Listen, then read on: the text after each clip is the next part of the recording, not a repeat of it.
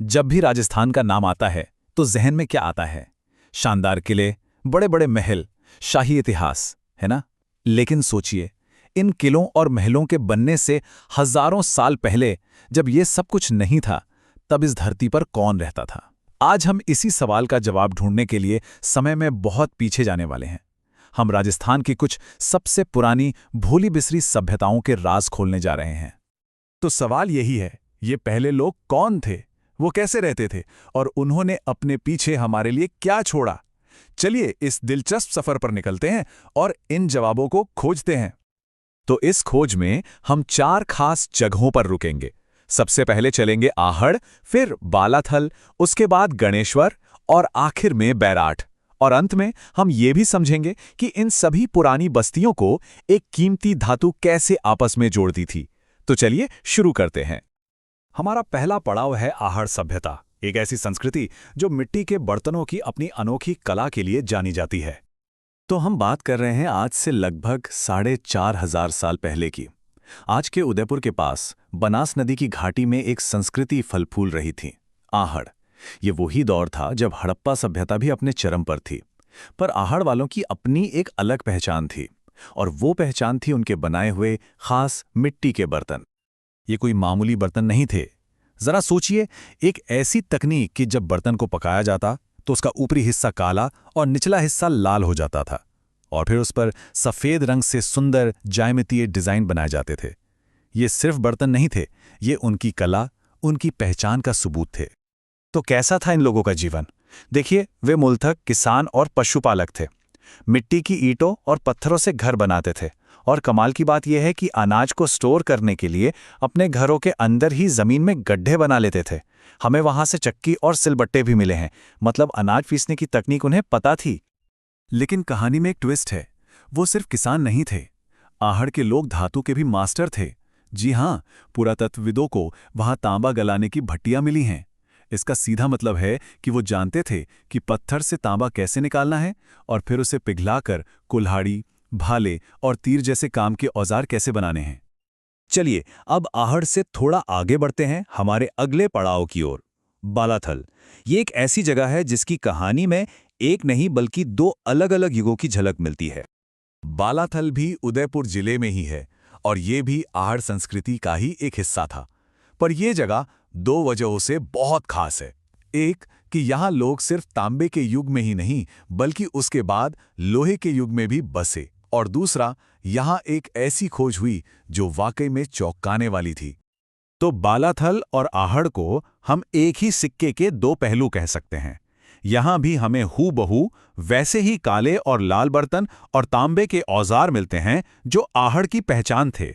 इससे यह साफ हो जाता है कि ये एक बड़ी आपस में जुड़ी हुई संस्कृति थी, जिसे हम आहड़ बनास संस्कृति के नाम से जानते हैं। और ये है वो हैरान कर देने वाली खोज। यहाँ एक महिला का कंकाल मिला। जब वैज्ञानिकों ने उसकी जांच की तो पता चला कि उसे कुष्ठ रोग था।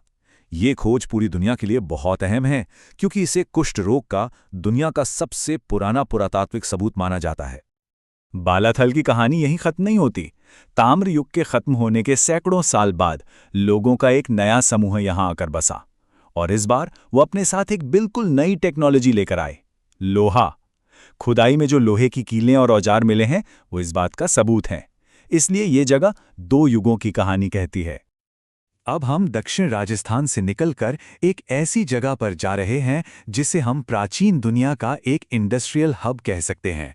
पेश है गणेश्वर, प्राचीन तांबे की राजधानी। सीकर जिले में मौजूद गणेश्वर आहड़ या बालाथल जैसा नहीं था। ये कोई आम गांव या कस्बा नहीं था। ये एक तरह से तांबे की मेगा फैक्ट्री थी। यहाँ का मुख्य काम ही था खदानों से तांबा निकालना, उसे पिघलाना और उससे ढेरों चीजें बनाना। और यहाँ से जो तांबे की चीजों का खजाना मिला है वो हैरान कर देता है।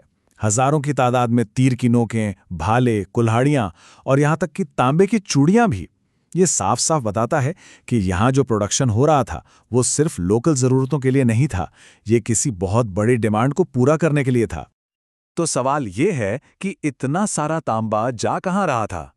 ज्यादातर इतिहासकारों का मानना है कि गणेश्वर उस समय की सबसे बड़ी और एडवांस सभ्यता यानी हड़प्पा सभ्यता को तांबा सप्लाई करता था।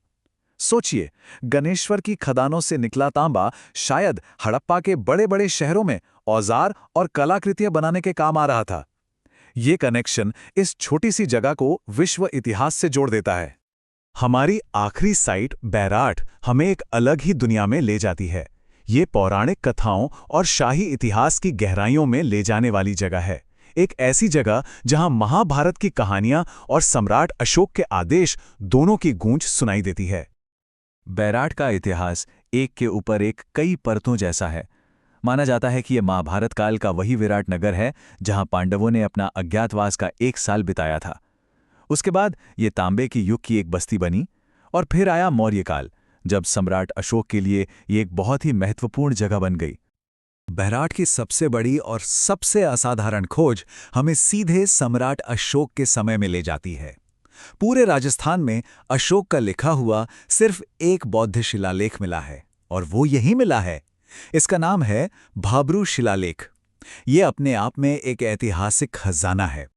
ये शिलालेख ब्राह्मी लिपि और प्राकृत भाषा में लिखा है। इसमें सम्राट अशोक बौद्ध भिक्षुओं को एक संदेश देते हैं और उन्हें कुछ खास बौद्ध ग्रंथों को पढ़ने की सलाह देते हैं।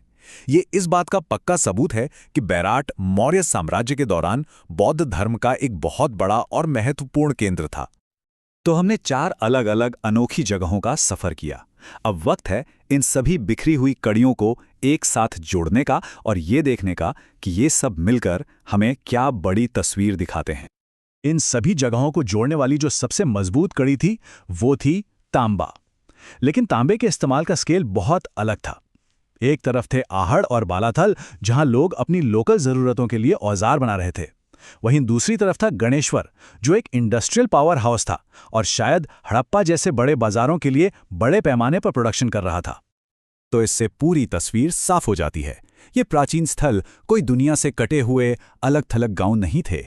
ये एक बहुत ही सोफिस्टिकेटेड और आपस में जुड़े हुए नेटवर्क का हिस्सा थे। व्यापार और तकनीक से जुड़ी इन राजस्थानी संस्कृतियों ने तांबे पर ऐसी महारत हासिल की थी कि उन्होंने न सिर्फ अपने इलाके को बल्कि कांस्य युग की पूरी दुनिया को आकार देने में एक अहम भूमिका निभाई।